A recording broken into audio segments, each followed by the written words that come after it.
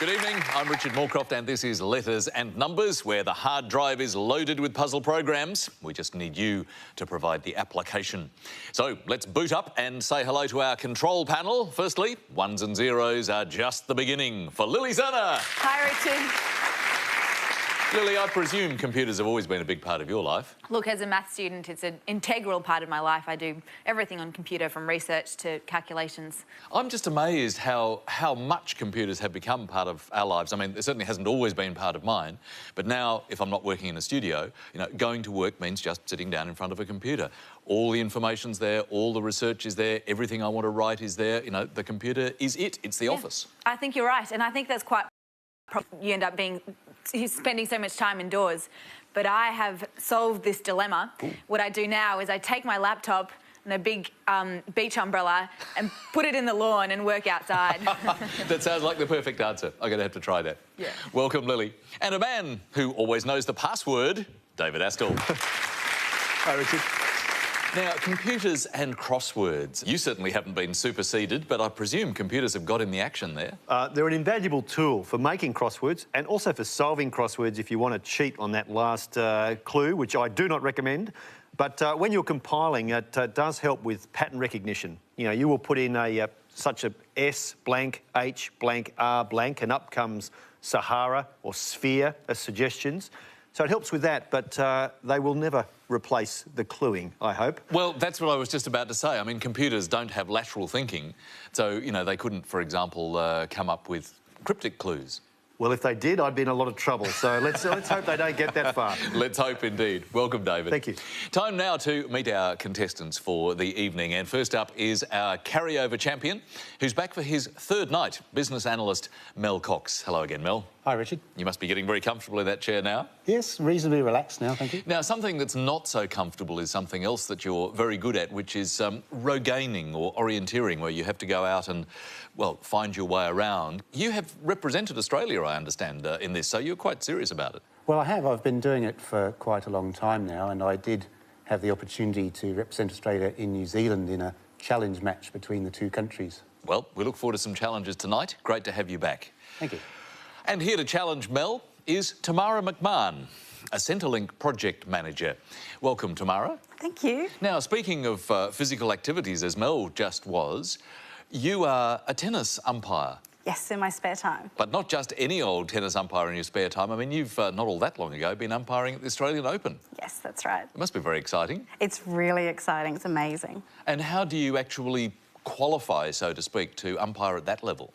Well, you do it on weekends, so throughout the year you're doing state tournaments and local tournaments, and then if you do enough days and you're doing really well, then they accept you at the Open. Excellent. Well, we look forward to maybe you applying your umpiring skills tonight, although, David, we don't want you out of a job, do we? No. All right, all the best. Good luck tonight, Tamara. Please make them very welcome indeed. Carryover champion Mel Cox and our challenger tonight, Tamara McHahon. And we begin the show with an assortment of vowels and consonants and 30 seconds on the clock, otherwise known, of course, as the letters game. And Mel, would you make the first choice for us, please? I'll start with the consonant, please. Certainly. Let's start with N. And another consonant, please. T. And a vowel, please. O. Another consonant, please. S. And a vowel. E. Another consonant, please. F. And another one. N. And a vowel. A. And another vowel, please. And final letter O. And here's our first clock for the night.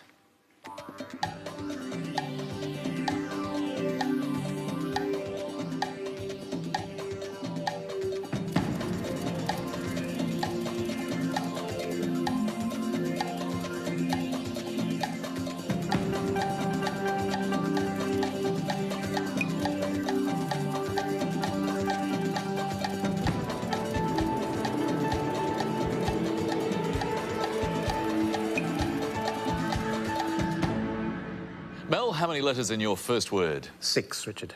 And what about you, Tamara? 6 as well. Let's start with yours, Tamara. Fasten. And yours, Mel? Fasten. Just verify if you would, please. There you go. Yep.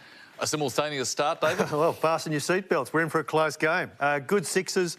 And would you believe that word festoon is there again? Oh, yes, we had that a few nights ago, didn't we? And in fact, I think it may be the 3rd time it's occurred on this show. And of course, it means a loop of streamers or cable or cloth. And I feel like it's almost on a eternal feedback loop, that word. Nice work, David. And 6 points each to Mel and Tamara.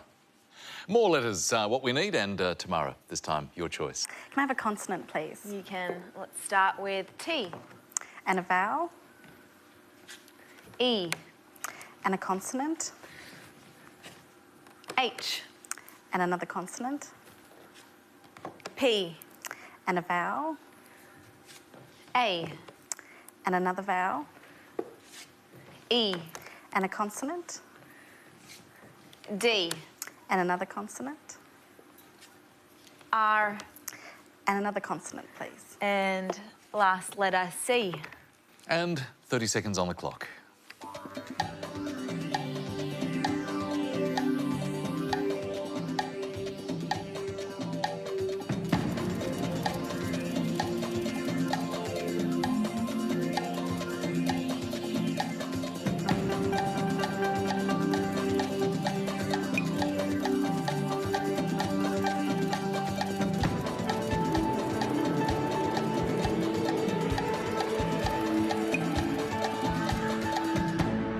Tamara, your first selection on the show. How did you go?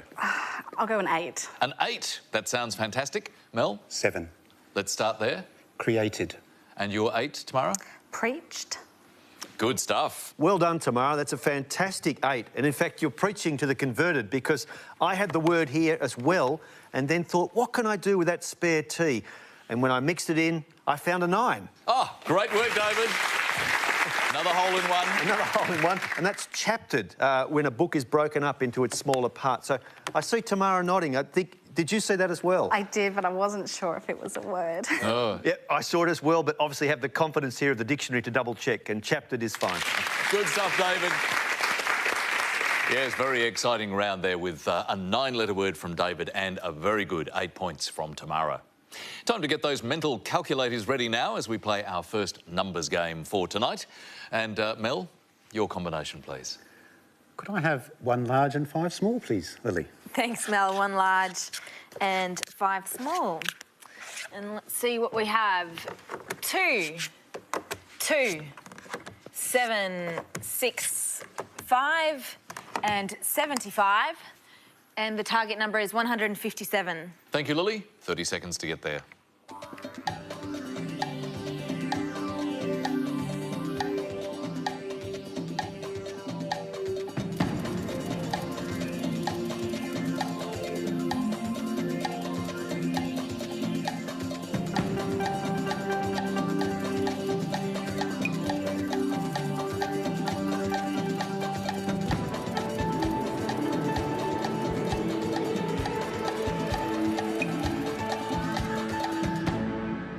Well, Mel, not much suspense there. That was a pretty easy mix, wasn't it? Not too difficult, Richard. Not too difficult. I presume you got to 157? Yes, I did. And Tamara, since your pen was down for a long time, I presume you did too? I did, 157. OK. Mel, take us through your approach. 2 times 75 2 by 75 is 150. is 150. Plus 7. Add the 7 is 157. Well done. Doesn't get too much more straightforward than that. No. Tamara, did you do it the same way? Exactly the same. If you could just verify, just to do the formalities. And Lily, well, that was pretty logical. It was, and David often challenges me to use all the numbers for relatively simple problems like this. Can you do it? And I can. Oh, OK. Well, let's see you use everything to get to 157. Alrighty. OK, 75 divided by 5 is 15. Now, 15 by 6 plus 2 is 150. Add the 7, 157. Very nice indeed. Well done, Lily. But well done also to Mel and Tamara. 10 points each. Mel's on 16. Tamara now on 24. we're heading for our first break and your first word mix. Emu snare. And your clue this time, your password is useless without this. Back after the break.